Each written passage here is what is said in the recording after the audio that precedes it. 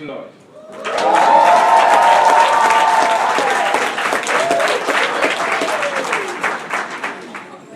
I guess we showed them students how to play big boy ball. I remember when I played for the Braves, and I remember winning, and I also remember losing Super Bowl championships. But the most important thing that I remember from my experience as a junior Brave was my first day of practice. I begged my dad to let me quit. My arms were hurting, my legs were hurting, I had cramp on my stomach. But he told me one thing that's always stuck with me in life, and that's greatness is upon you. How many football players and cheerleaders in here want to be great at something? Raise your hand. One of the values that I learned in first grade, such as being on time, being respectful to others, and working and being a good teammate. I practice these things and I've learned that greatness is upon you. And if you work hard and practice these things, you will realize that greatness is upon you too. But the key elements of being great is believing in yourself. Because if you don't believe in yourself, no one will believe in you. The man that I'm about to introduce this afternoon has reached the pinnacle of greatness in my opinion. He's a Junior Brave alumni. He went to Belleville High School, was a 3-time All-Pro Ball selection, and in my opinion is a first ballot Hall of Famer, Mr. Kris Jenkins. I've been a lot of places. I've traveled a lot, been to most of the 50 states, been to a few countries. There's no place like home. Amen. All right? Now, I apologize for it taking so long. A lot of people think the NFL is easy. It's not as bad as you think. Now, when I was growing up, right where you all are at, young Braves, you know, there was a lot of negative talk coming out of Ipsy. Ipsy players don't have what it takes to make it. You know, the kids at Ipsy, you know, they can't get it done. They can't stay focused. You know, I wanted to prove that wrong. You know, when I was young, you know, it was a lot of distractions out here. You know, everybody wants to be the cool person, you know, they want to be gangsters, thugs, whatever. You know, you all have a wonderful opportunity here in front of you. Don't waste it. You know, I know not everybody can make it to the NFL. I know not everybody can make it to some of the things that they want to do. But if you stay convicted, if you stay believing in yourself, if you stay on the right path, then you can achieve greatness. I actually do believe in what young Shaah says. I'm sorry I got to call you young fella, but I played with your dad. I'm going to leave you all with this. Little fellas, young ladies, learn the who, the what, the where, the when, and the why. And most importantly, the how. It is a W, and the fact that it's at the end of the word means that it sums up all of the other W's. The how is important because if you know who you are, if you know what you want, you know where you live and where you got to get it from. You know when, what time you're growing up in, what the obstacles are out here in this world, and you know why it's all happening, then you start to learn how to put it all together. Don't get this mistaken about this life. Nobody is going to give you anything. Nobody is going to give you a single thing in this world. Nobody owes you nothing. And every time that you think that somebody owes you something, you don't know that person's story. You don't know what that person's going through in their life. You don't know what responsibilities that they have at home, what troubles that they're going through. This life is a challenge every single day. And if you're going to prepare for it, if you're going to believe in it, if you're going to rest for it, if you're going to do all the things that you need to do, then yes, you will have a shot. Now, if you all want the secret, I'll give you the secret in the way it worked for me.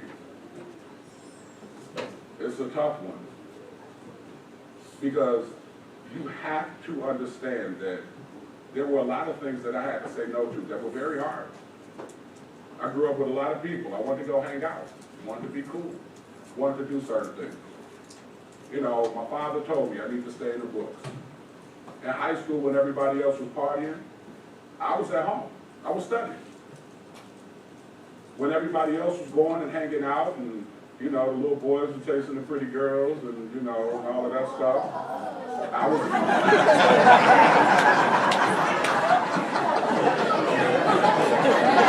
Okay, I'm sorry, little one.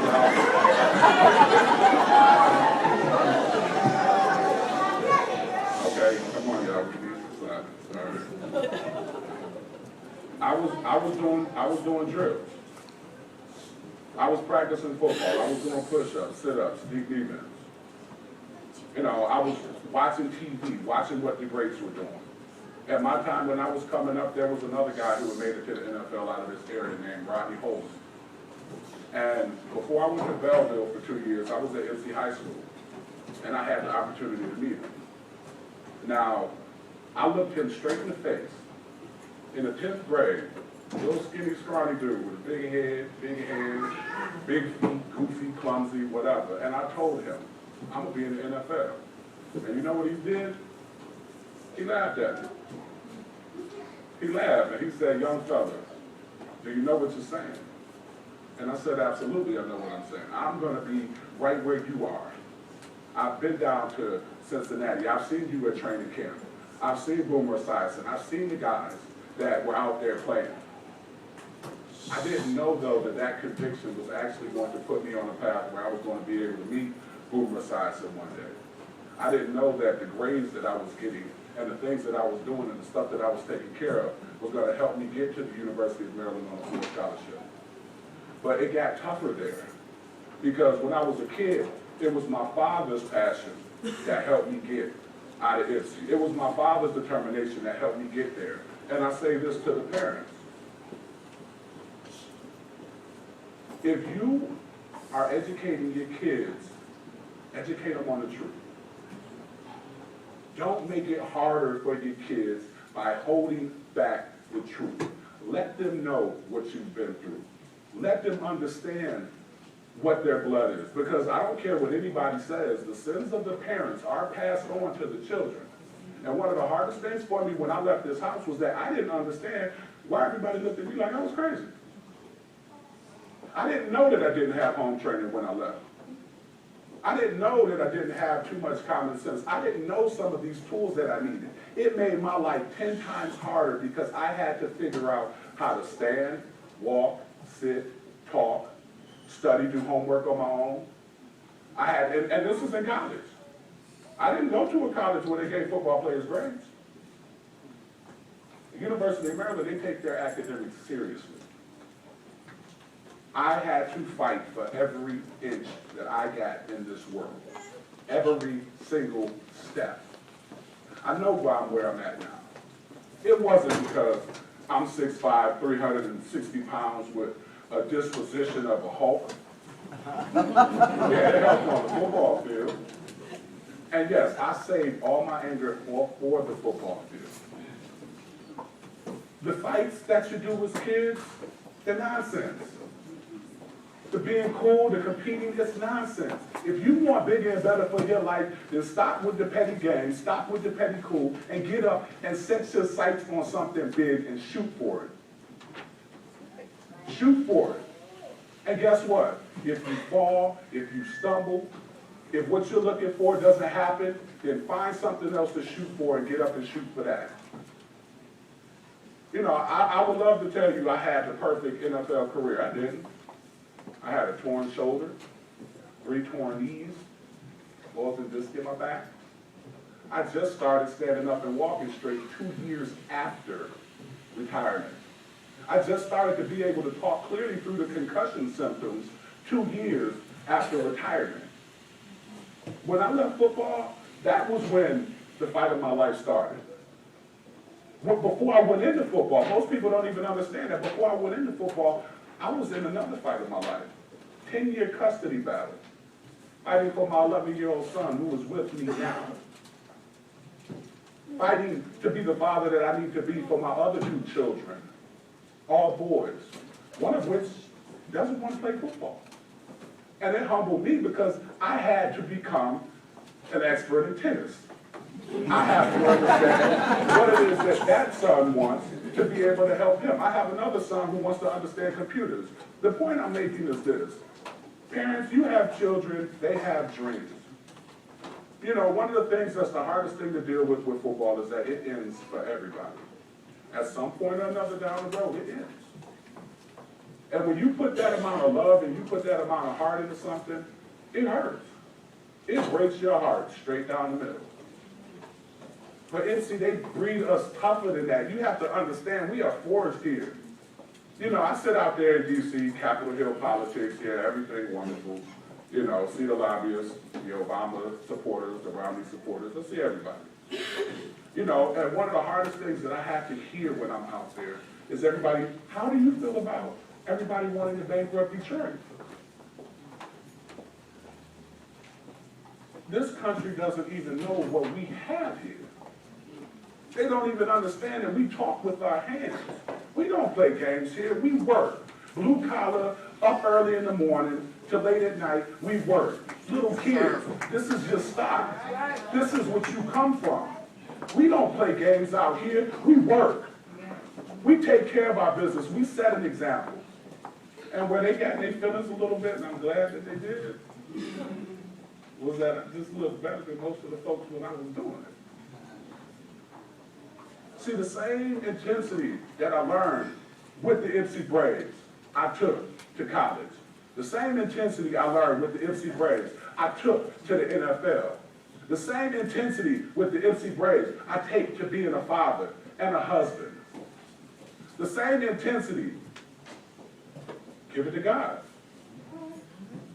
That same intensity is who it makes me as a man.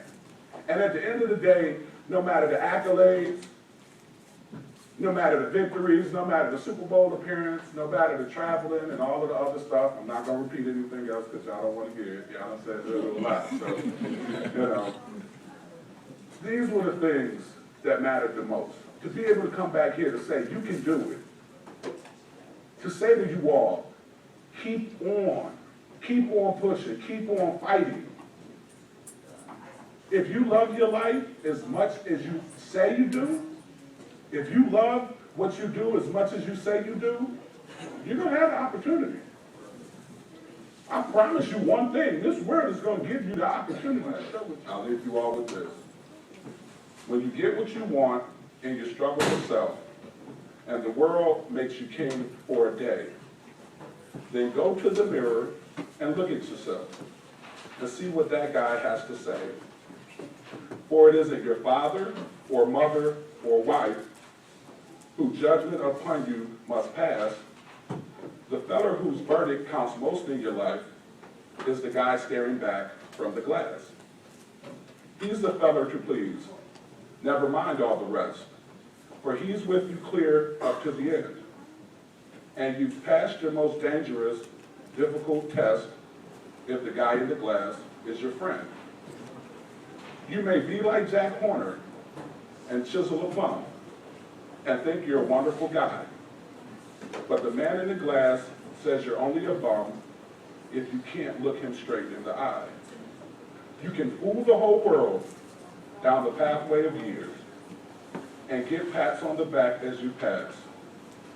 But your final reward will be heartaches and tears if you cheated the guy in the glass.